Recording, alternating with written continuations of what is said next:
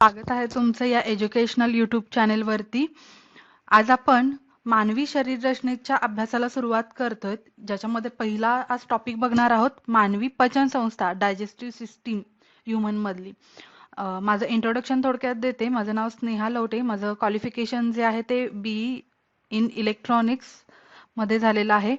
आपण यापूर्वी general science आणि सायन्स अँड टेक्नॉलॉजी या विषयाचे 2 लेक्चर्स अपलोड केलेले आहेत आणि त्यांचं इंट्रोडक्शन बघितलेलं आहे त्या 2 लेक्चर्समध्ये. ज्यांनी कोणी पाहिले नसतील तर ते लेक्चर्स बघून घ्या, जेणेकरून तुम्हाला जनरल सायन्सचा आणि सायन्स अँड टेक्नॉलॉजीचा सिलेबस जो आहे त्याचा पूर्ण एक अंदाज येईल आणि त्या दृष्टिकोनातून तुम्ही अभ्यासाला सुरुवात करू शकता. ठीक आहे, तर बघूयात पचन संस्था, digestive system in human being. बघा, आपण जे अन्न खातो त्या खाल्लेल्या अन्नाचे रूपांतर विद्राव्य घटकात होणे आणि ते रक्तात मिसळणे या क्रियेला अन्नपचन म्हणतो. पचन संस्थेमध्ये अन्ननलिका व पाचक ग्रंथी यांचा समावेश होतो. कारण खाल्लेलं अन्न पचवणं आणि ते पचवलेलं अन्न किंवा त्या अन्नातील घटक विरघळून रक्तामध्ये विरघळून ते पूर्ण शरीरभर पसरवण्याचं काम आपल्या शरीरामध्ये रक्तामार्फत केलं जातं. तर त्या अन्नाचं पचन करण्यासाठी पाचक ग्रंथी सुद्धा आपल्या शरीरामध्ये असतात. अन्ननलिकेची एकूण लांबी सुमारे 9 मीटर असते. यात प्रामुख्याने मुख, तोंड, ग्रसनी, ग्रासिका, जठर ज्याला आपण आमाशय म्हणतो, स्टमक, लहान आतडे, स्मॉल इंटेस्टाईन, त्यानंतर मोठे आतडे, लार्ज इंटेस्टाईन, मलाशय आणि गुदद्वार यांचा समावेश होतो. लाळ ग्रंथी, यकृत, स्वादुपिंड म्हणजे आपल्या सलायव्हरी ग्लँड्स आहेत, लिव्हर आहे, स्वादुपिंड, पॅनक्रियाज आहेत. या काही पाचक ग्रंथी अन्ननलिकेशी ठराविक ठिकाणी जोडलेल्या असतात. आता अन्नपचनाची सुरुवात कुठून होते तर आपल्या मुखापासून, आणि आपल्या मुखामध्ये असलेले दात जे आहेत ते अन्न बारीक करण्याचं काम सुद्धा करत असतात. मग अन्नपचनाची सुरुवात मुखातील दातांच्या कार्यापासून होते. दातांचे मुख्यत्वे पटाशीचे दात, सुळे दात, दाढा आणि उपदाढा असे प्रकार असून प्रत्येकाचे कार्य वैशिष्ट्यपूर्ण असे आहे. बघा, इथं तुम्ही डायग्राम मध्ये बघू शकता. पटाशीचे दात, त्यालाच आपण इंग्लिशमध्ये इन्सिझर्स म्हणतो, सुळे कॅनाइन, उपदाढ म्हणजे प्रीमोलार आणि दाढा मोलार्स. अशा पद्धतीने दातांची रचना आढळते. प्रत्येक दातावर इनॅमल या कठीण पदार्थांचे आवरण असते. इनॅमलचे लेयर असते आपल्या दातांवरती. ठीक आहे, इनॅमल हे कॅल्शियमच्या क्षारांपासून बनलेले असतात. त्यामुळे आपण म्हणू शकतो की दात आपले काय आहे तर कॅल्शियम पासून बनलेले असतात आणि दातांच्या आणि हाडांच्या विकासासाठी आपल्याला कॅल्शियमची आवश्यकता असते. लाळेमध्ये टायलिन हे याला आपण अमायलेज सुद्धा म्हणू शकतो नावाचे विकर प्रेझेंट असते. टायलिन. आता इथं आयोगाने एक क्वेश्चन विचारला होता की आपल्या अन्नामध्ये जे आपण स्टार्च घेतो आहारामध्ये, स्टार्च ज्याला आपण पिष्टमय पदार्थ म्हणतो, त्या स्टार्चचं रूपांतर माल्टोज मध्ये करण्याचं काम कोण करतं तर ते कोण करतं तर लाळेमध्ये असलेला टायलिन हा घटक करत असतो स्टार्चचे रूपांतर माल्टोज मध्ये. मग असं का? आता याचे हे समजण्यासाठी मी एक एक्झाम्पल सांगते.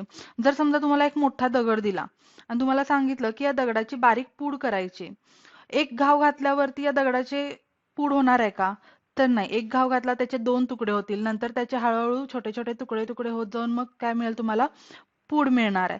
सेम इथं सुद्धा आपण अन्न घेतो, त्या अन्नाचं चावल्यानंतर डायरेक्टली अशा पदार्थामध्ये रूपांतर होत नाही जे आपल्या रक्तामध्ये विद्राव्य घटक असतील.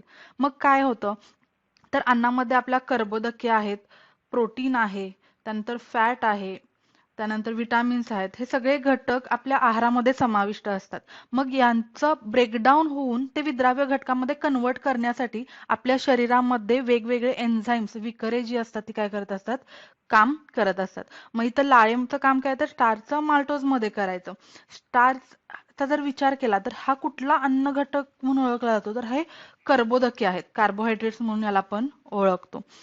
माल्टोज मध्ये रूपांतर होतं, म्हणजेच कशामध्ये होतं तर हे द्विवारी शर्करा डायसॅकराइड आहे. स्टार्च हे कसं आहे तर पॉलिसॅकराइड आहे. मग या पॉलिसॅकराइडचं रूपांतर द्विवारी शर्करेमध्ये होतं, ही बहुवारी शर्करा आहे. नंतर मग माल्टोजचं रूपांतर ग्लुकोज मध्ये होतं. ग्लुकोज ही मोनोसॅकराइड आहे म्हणजे एकवारी शर्करा आहे. तर अशा पद्धतीनं अन्नाचं ब्रेकडाऊन आपल्या शरीरामध्ये विकरांच्या मार्फत केलं जातं. ठीक आहे, म्हणजे इथं तुम्हाला समजलं की लाळेमध्ये आपल्या कशा पद्धतीनं अन्नाचं ब्रेकडाऊन होतं. यामुळे स्टार्चचं रूपांतर माल्टोज मध्ये केलं जातं. आपण पुढे जसे ऑर्गन सिस्टीम बघत जाऊ तसे तुम्हाला अन्नाचे जे ब्रेकडाऊन होण्याची जी प्रोसेस आहे ती अजून क्लिअर होत जाईल. पण इथं पहिल्यांदा लक्षात ठेवा की टायलिन हे पहिलं एन्झाईम झालं. तुम्ही डायग्राम बघू शकता मानवी पचन संस्थेमध्ये. आता एकाच डायग्राम मध्ये सगळे पॉइंट किंवा सगळे आपले जे ऑर्गन्स आहेत ते इथं आपल्याला बघायचे आहेत. आपण तोंडाचं बघितलं, बघूयात. तोंडात अन्नाचा घास घेतल्यापासून त्याच्या पचनक्रियेला सुरुवात होते. तोंडातील अन्न दातांनी चावले जाते, त्याचे बारीक बारीक तुकडे होतात. ठीक आहे. त्यानंतर आपल्या लाळ ग्रंथी आहेत, सलायव्हरी ग्लँड्स. कानशिलाजवळ आणि घशाजवळ जिभेखाली असलेल्या वेगवेगळ्या ग्रंथींमध्ये लाळ तयार होते. तेथून ती नलिकेतून तोंडात येते. अन्न चावण्याची क्रिया सुरू असतानाच त्यात लाळ मिसळली जाते. त्यानंतर पुढचा पार्ट आहे आपला ग्रसनी म्हणजेच घसा जो आहे तो. अन्ननलिकेचे व श्वासनलिकेचे तोंड घशामध्ये म्हणजेच ग्रसनीमध्ये उघडते. त्यानंतर ग्रासिका आहे आपली अन्ननलिका. याचा जर विचार केला तर ही नळी घशापासून जठरापर्यंत असून अन्न पुढे ढकलण्याचे काम करते. म्हणजेच आपल्या ग्रसनी किंवा घशापासून अन्न स्टमक पर्यंत आणण्याचं काम ग्रासिकेमार्फत केलं जातं. आता इथं किती वेळ लागतो अन्न आपल्या स्टमक पर्यंत येण्यासाठी?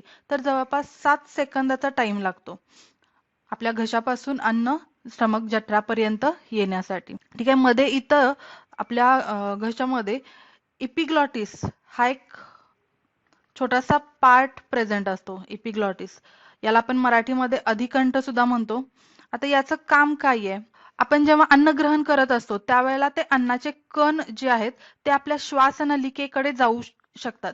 आणि जर हे अन्नाचे कण श्वासनलिकेकडे गेले तर आपल्याला काय लागतो? ठसका लागतो.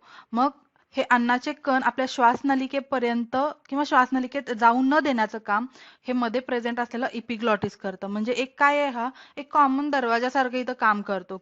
अन्नाचे कण किंवा पाण्याचे थेंब आपल्या श्वासनलिकेमध्ये जाण्यापासून याला प्रिव्हेंट करण्याचं काम याच्या मार्फत केलं जातं.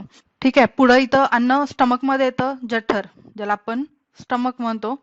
आता या स्टमक मध्ये आल्यावरती अन्ननलिकेच्या मोठ्या पिशवीसारख्या भागाला आपण जठर म्हणतात.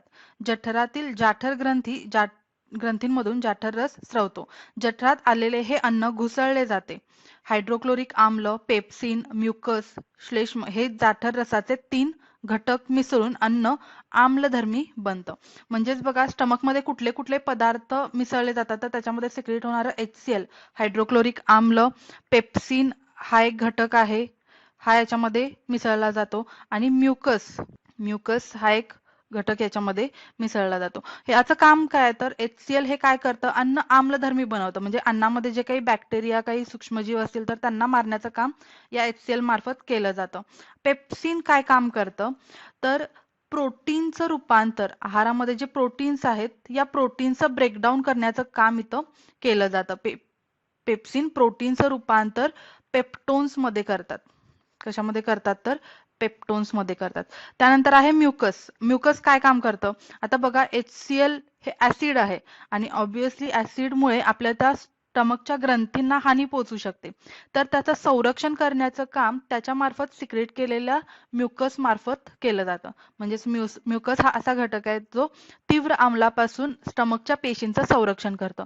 आता याच्यामध्ये HCl किंवा इथला जो हायड्रोक्लोरिक ऍसिड आहे याचा pH चा जर विचार केला, सामूचा जर विचार केला तर तो जवळपास 1 ते 3 एवढ्या pH पर्यंत आढळतो HCl चा pH. ठीक आहे.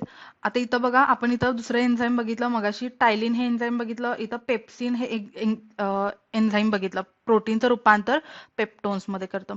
इथं अजून एक एन्झाईम सिक्रेट केलं जातं, रेनिन. आता हे एन्झाईम काय करतं तर हे लहान मुलांमध्ये सिक्रेट होतं. रेनिन हे एन्झाईम लहान मुलांमध्ये सिक्रेट होतं. बघा पुढे, जठरात मुख्यतः प्रथिनांचे विघटन होते. खाल्लेल्या अन्नात जठरातील पाचक रस मिसळून तयार झालेले पातळ मिश्रण लहान आतड्यात हळूहळू पुढे ढकलले जाते. ठीक आहे. आपण आता तोंड बघितलं, तोंडामध्ये टायलिन होतं, स्टमक मध्ये पेप्सिन. पुढे बघूयात आता पुढची आपली एक ग्रंथी आहे यकृत ही शरीरातील सर्वात मोठी ग्रंथी म्हणून ओळखली जाते. यकृताला भरपूर रक्तपुरवठा होत असतो. यकृताचे मुख्य कार्य म्हणजे ग्लुकोजचा साठा करणे. ग्लुकोजचा साठा यकृतामध्ये केला जातो, ज्याला आपण लिव्हर म्हणतो. यकृताच्या खालच्या बाजूस पित्ताशय, ज्याला आपण गॉल ब्लॅडर म्हणतो, यामध्ये यकृताने स्रवलेला पित्तरस साठवला जातो. हा पित्तरस लहान आतड्यात पोहोचला की तेथील अन्नात मिसळतो व पचन सुलभ होते. स्निग्ध पदार्थाच्या पचनास पित्तरसामुळे मदत होते. पित्तरसात क्षार असतात. लिव्हरचा जर विचार केला आपण, तर या लिव्हरमध्ये आताच बघितलं की त्याच्यामध्ये पित्तरस सिक्रेट केला जातो. आता हे कशासाठी उपयोगी आहे, तर फॅटच्या पचनासाठी आपल्याला पित्तरसाची आवश्यकता असते. कर्बोदके झाली, प्रोटीन झाले, आता इथं फॅटचं ब्रेकडाऊन करण्यासाठी आपल्याला आवश्यक आहे. त्यासोबत लिव्हरची अजून महत्वाचं एक वैशिष्ट्य म्हणजे याच्यामध्ये युरिया हा तयार केला जातो. रक्तामध्ये तयार होणारा युरिया हा कुठं तयार होतो, तर आपल्या लिव्हरमध्ये तयार होतो. बघा, लहान आतडे सुमारे 6 मीटर लांब असून येथे प्रामुख्याने अन्नाचे पचन व शोषण होते. लहान आतड्यात अन्नामध्ये 3 पाचक रस मिसळतात. अन्नपचनातून मिळालेले पोषक पदार्थ रक्तात शोषण्याचे काम लहान आतड्यांमार्फत केले जाते. आता इथं तुम्हाला प्रश्न पडला असेल की अन्नाचं शोषण जे आहे, आपण अन्नपदार्थ पचवतो वगैरे, त्याचं शोषण रक्तामध्ये करायचं. मग ते कुठल्या भागात होतं, तर ते कुठं होतं, तर आपल्या स्मॉल इंटेस्टाईन मध्ये. ठीक आहे. मग स्मॉल इंटेस्टाईनचा जर विचार केला तर याच्यामध्ये 3 एन्झाईम्स आहेत. आपण पुढे एक मी स्लाइड इन्क्लूड केलेली आहे, त्याच्यामध्ये तुम्हाला हे सगळे एन्झाईम्स अजून डिटेलमध्ये बघायला मिळतील. काय करतात, तर या अन्नपचनाचे जे ब्रेकडाऊनची प्रोसेस चालू आहे, तर त्यांना अजून सिंपल करण्याचं काम करत असतात. मग याच्यामध्ये कुठले कुठले एन्झाईम्स आहेत, तर इथे 3 एन्झाईम्स आहेत. ट्रिप्सिन, अमायलेज आणि लायपेज अशा पद्धतीचे 3 एन्झाईम्स इथं प्रेझेंट आहेत. हे ट्रिप्सिन काय काम करतं, तर प्रोटीनच्या पचनासाठी आपल्याला आवश्यक आहे. जे पेप्टोन्स मध्ये रूपांतर झालेलं आहे त्याचं रूपांतर पुन्हा अमिनो आम्लामध्ये करण्यासाठी महत्वाचं आहे. त्यानंतर अमायलेज काय काम करतं, तर कर्बोदके, जे ग्लुकोजचं स्टारचं रूपांतर माल्टोज मध्ये झालेलं आहे, त्या माल्टोजचं रूपांतर ग्लुकोज मध्ये करण्यासाठी आपल्याला इथं अमायलेज हे एन्झाईम आहे. आणि त्यानंतर आहे लायपेज. हे काम काय करतं, तर फॅटचं जे ब्रेकडाऊन पित्ताशयातील पित्तरसामार्फत झालेलं आहे त्याचं ब्रेकडाऊन करून फॅटी ऍसिड्स तयार करण्याचं काम लायपेज करतं. ठीक आहे. पुढे स्लाइडवर तुम्हाला हे एन्झाईम्स पूर्ण डिटेलमध्ये बघायला मिळतील. इथं फक्त समजून घ्या की प्रोसेस कशा पद्धतीने होते. ठीक आहे. म्हणजे अन्नाचं शोषण हे कुठं होते, तर लहान आतड्यामध्ये अन्नाचं शोषण घडून येते. त्यानंतर आहे लार्ज इंटेस्टाईन, मोठे आतडे. मोठ्या आतड्याची लांबी सुमारे 1.5 मीटर असते. येथे फक्त पाण्याचे शोषण होते. मोठ्या आतड्याच्या सुरुवातीच्या भागाला अपेंडिक्स हा छोटा भाग जोडलेला असतो. म्हणजे जिथून आपल्या मोठ्या आतड्याची सुरुवात होते तिथे खालच्या बाजूला काय जोडलेलं आहे, तर अपेंडिक्स, ज्याला आपण आंत्रपुच्छ म्हणतो. लहान आतड्यात अन्नाचे पचन झाल्यानंतर न पचलेले अन्न आणि पचलेल्या अन्नातील उर्वरित घनभाग मोठ्या आतड्यात येतो. पचनक्रियेनंतर उरलेले पदार्थ गुदद्वारामार्फत शरीराबाहेर टाकले जातात. आता मोठ्या आतड्यामध्ये अन्नाचं शोषण होतं का, तर इथं अन्नाचं शोषण होत नाही. मग इथं कशाचं शोषण होतं, तर इथं पाणी शोषून घेतलं जातं. ठीक आहे. पाण्याचं शोषण याच्यामध्ये होतं. तर अशा पद्धतीनं आपण इथं थोडक्यात बघितलेलं आहे. इथं स्वादुपिंड राहिलेलं पॅनक्रियाज. आता स्वादुपिंडामधून स्वादुरस सिक्रेट केला जातो. त्यात अनेक एन्झाईम्स इथं काय केले जातात, सिक्रेट केले जातात. आता मगाशी मी तुम्हाला इथं ट्रिप्सिन, अमायलेज आणि लायपेज ही जी 3 एन्झाईम सांगितली, ही कुठून सिक्रेट केली जातात, तर स्वादुपिंडामार्फत सिक्रेट केली जातात. ट्रिप्सिन, अमायलेज आणि लायपेज. मात्र हे कुठं मिसळतात, तर लहान आतड्यामध्ये मिसळतात. मगाशी म्हटलं की हे कुठं पदार्थ मिसळले जातात, तर लहान आतड्यामध्ये मिसळले जातात. आणि तयार कुणामार्फत केले जातात, तर स्वादुपिंडामार्फत तयार केले जातात. बघा, एन्झाईम्स विकर म्हणजे नेमकं काय आहे, तर सजीवांच्या शरीरात स्रवणारे व विशिष्ट रासायनिक प्रक्रिया घडवून आणणारे पदार्थ म्हणून याला आपण ओळखतो. पचन संस्थेतील विकर खाद्यपदार्थात बदल घडवून आणतात. ते केवळ उत्प्रेरकाचे कार्य करत असतात. कशाचं काम करतात, तर उत्प्रेरक, कॅटॅलिस्टचं काम करत असतात. विकरांशिवाय चयापचय क्रिया शक्य होत नाही. विकरे ही एक प्रकारची प्रथिने असतात. विकरे सर्वसाधारण तापमानाला सर्वाधिक क्रियाशील असतात. नॉर्मल टेम्परेचरला हे काय असतात, सर्वाधिक क्रियाशील असतात. मग आता इथं एक प्रश्न उद्भवतो की विकरे, एन्झाईम्स आणि हार्मोन्स, संप्रेरके यांच्यामध्ये काय फरक आहे. तर बघा, एन्झाईम्स जे असतात हे आपल्या शरीराची जी मेटाबॉलिझम प्रक्रिया असते म्हणजेच चयापचयाची जी क्रिया असते तर त्याच्यामध्ये भाग घेतात आणि हे आपल्या पाचक ग्रंथींमार्फत सिक्रेट केले जातात. आणि हार्मोन्स हे जे आहेत हे आपल्या शरीराच्या वाढ आणि विकासासाठी वृद्धीसाठी आवश्यक असतात. हे मेटाबॉलिझम मध्ये भाग घेत नाहीत, चयापचयामध्ये भाग घेत नाहीत. मग याच्यामध्ये विचार केला तर एन्झाईम्स आणि हार्मोन्स हे कुणामार्फत सिक्रेट होतात, तर हे ग्रंथींच्या मार्फतच सिक्रेट होतात. मात्र दोघांचेही फंक्शन जे आहे ते वेगवेगळं आहे आणि वेगवेगळ्या पर्पजसाठी त्यांचा यूज केला जातो. परत एकदा लक्षात ठेवा, विकरे एन्झाईम्स अन्नपचनामध्ये किंवा चयापचयाच्या क्रियेमध्ये भाग घेतात, हार्मोन्स चयापचयामध्ये भाग घेत नाहीत.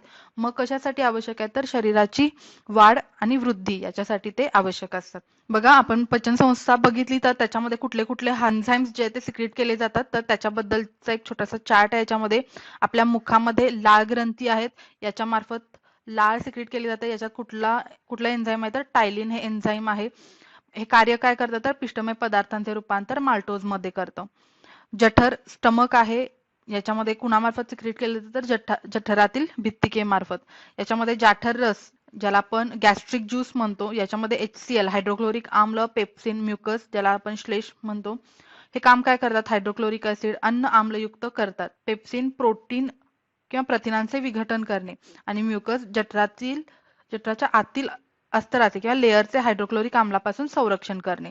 त्यानंतर आहे यकृत लिव्हर, पित्तरस सिक्रेट केला जातो. अन्न आम्लारीयुक्त करण्याचं काम पित्तरस करतं. मोठ्या मेदकणांचे लहान कणात रूपांतर याला आपण पायसीकरण सुद्धा म्हणतो. ठीक आहे, तर हे पित्तरसामार्फत केलं जातं. स्वादुपिंड स्वादुरस, ट्रिप्सिन, लायपेज आणि अमायलेज. मगाशीच म्हटलं की स्वादुरसामार्फत 3 एन्झाईम सिक्रेट केली जातात आणि हे कुठं मिसळले जातात तर लहान आतड्याच्या सुरुवातीच्या भागामध्ये अन्नामध्ये मिसळले जातात. ठीक आहे, ट्रिप्सिन प्रथिनांचं रूपांतर अमिनो आम्लात करतं.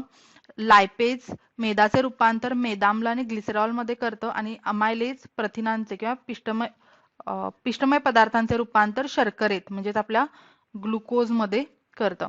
त्यानंतर आहे लहान आतडे स्मॉल इंटेस्टाईन. याच्यामध्ये आंत्ररस सिक्रेट केला जातो. प्रथिनांचे अमिनो आम्लात रूपांतर करणे फायनल जी स्टेज आहे, कारण अमिनो आम्ले जी आहेत ही आपल्या रक्तामध्ये जसे तसे मिसळली जातात. सेम ग्लुकोज असेल किंवा फॅटी ऍसिड्स मेदाम्ले असतील.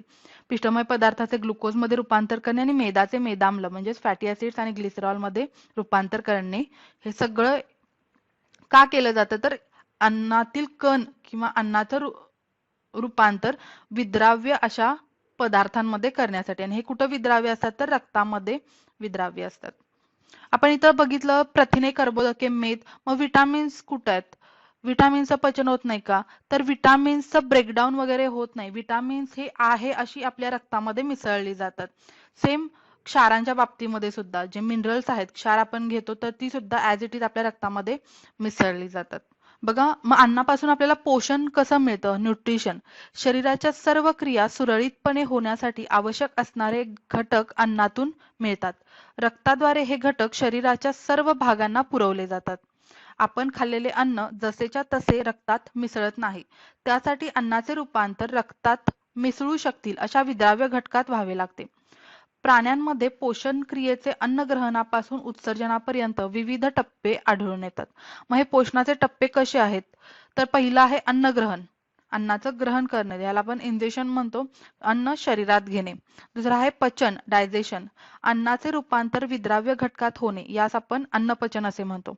तिसरं आहे शोषण, ऍब्सॉर्प्शन, पचनातून तयार झालेले विद्राव्य रक्तात शोषले जाणे. फोर्थ आहे सात्मीकरण, ऍसिमिलेशन, शोषलेल्या द्रावणीय अन्नाचे शरीरातील पेशी व ऊतींमध्ये वहन आणि ऊर्जा निर्मिती केली जाणे. आणि शेवटची स्टेज आहे उत्सर्जन, इजेशन, पचन व शोषण न झालेले उर्वरित अन्न घटक शरीराबाहेर टाकले जातात. हे जे स्टेप्स आहेत याचा सिक्वेन्स लक्षातच ठेवला पाहिजे, कारण याच्यामध्ये सिक्वेन्स वरती आयोगाने क्वेश्चन विचारलेले आहेत. ठीक आहे, तर अशा पद्धतीचं आपल्याला अन्नातून पोषण मिळत असतं. ठीक आहे, तर व्हिडिओ आवडला तर नक्की लाईक करा मित्रांनो, आणि आपल्या MPSC किंवा स्पर्धा परीक्षा करणाऱ्या मित्रांपर्यंत सुद्धा शेअर करा. थँक्यू.